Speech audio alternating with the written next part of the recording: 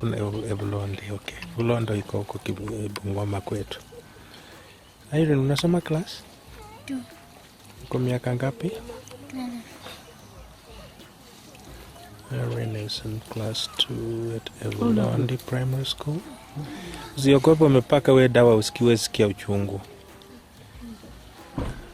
And she's 12 but in class 2. There is obviously a delay. It's a delay that is sometimes occasioned by jiggers. A lot of the children with jiggers are either delayed in education or they drop out. Some of course delay, and then when there is no intervention they finally drop out. And our work has rescued thousands that had dropped out and thousands that were going to drop out of school.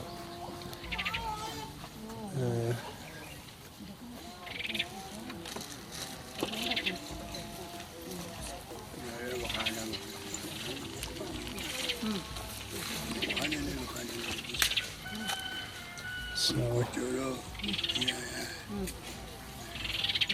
here we go.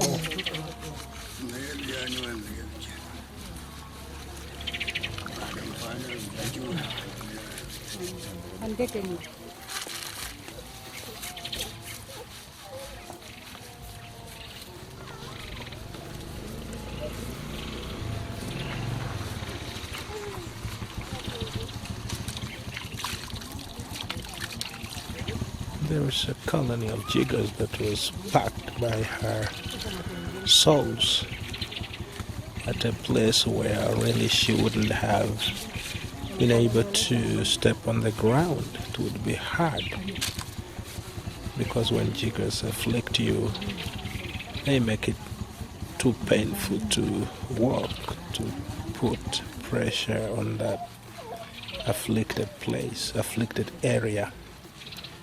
And that is why they will be found using just one corner of the soles, and the rest will be hanging in the air, lifted up above the ground.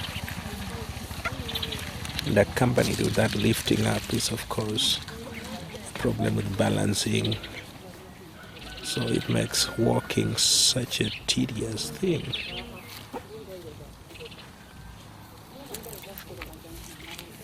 So apart from the pain that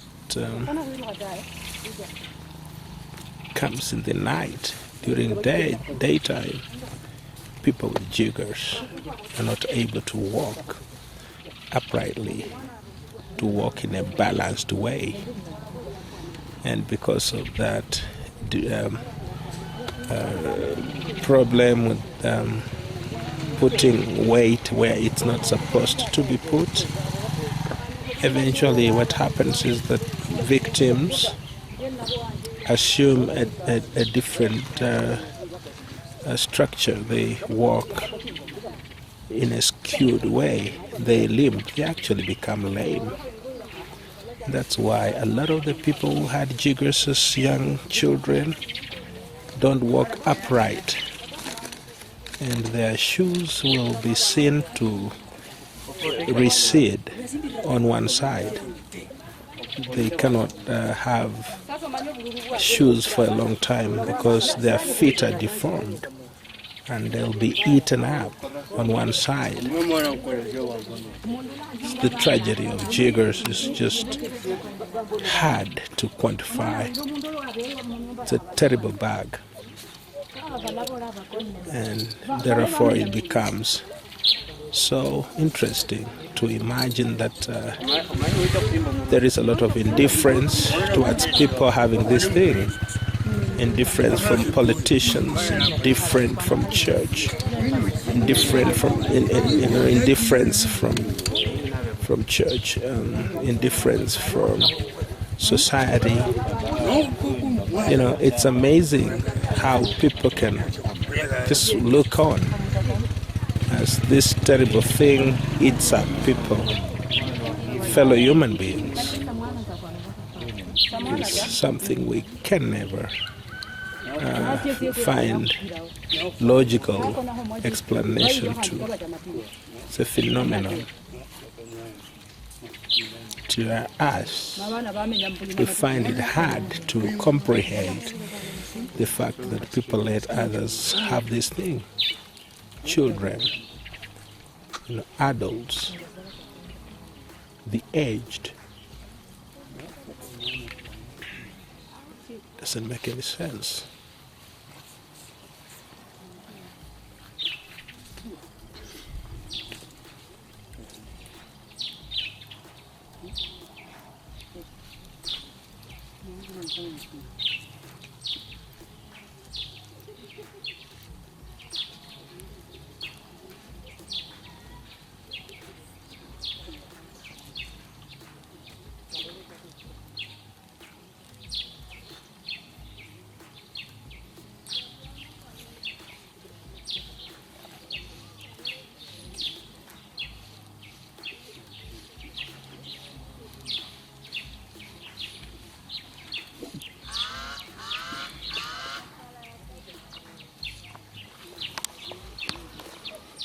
Nikupa hiyo kazi utafanya?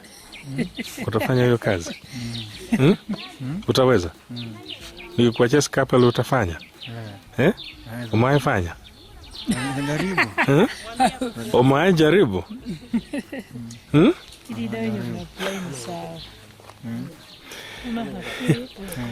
be trying to get an apprentice around here to get people who will take it up. So we are having some people watching and we are challenging them to do it while we're gone. And we just spoke to a guy who said he can try it. He has not done it before. And we know why. The stigma that is associated with these jiggers make people to assume it is something they cannot manage. It's too hard.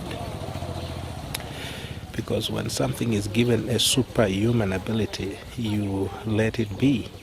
Because you feel you are only human and you don't have capacity to fight with things that are super, things that are beyond physical.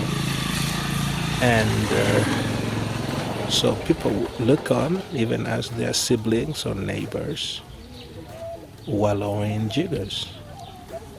And as we remove them, then they come in disbelief and they behold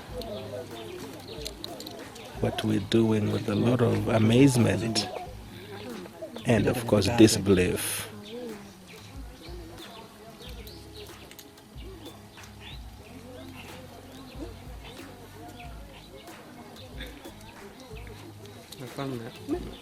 Mpatie kwa wasichukisi wetu nini hiyo training wajaribu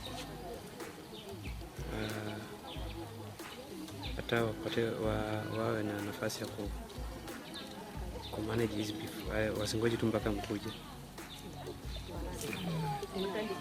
Kini dawa yao ndio sana mtoto hasikii. Lulu. Lakini afuta kutoa Hakuna chungu, hakuna. Kwanza atalala hata amuka mapema. Basi dawa ni sana.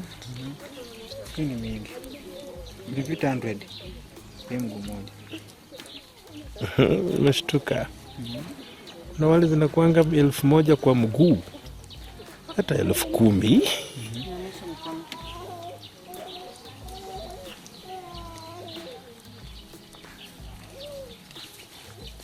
So many eggs.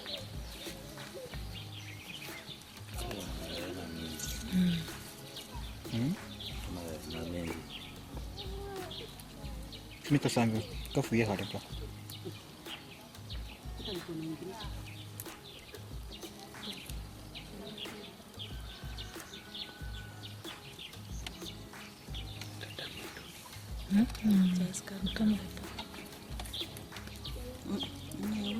Hiyo ya tea spray.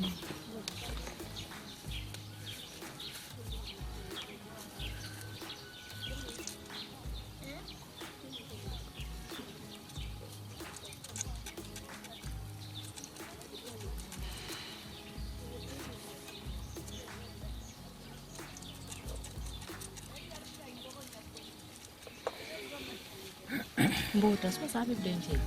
Mbuli ndo sababu. Sababu denje. Si supply.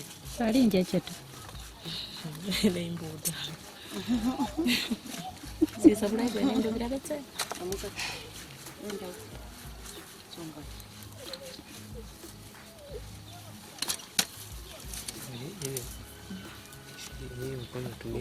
Isaya. Isaya, nitachukua hizo. Hizo ni zangu. Ni 20 na approach inafanya. Kwa beheri mbili pekee ndio zinafanya kazi. Kwa na hiyo nini? Kidogo ni.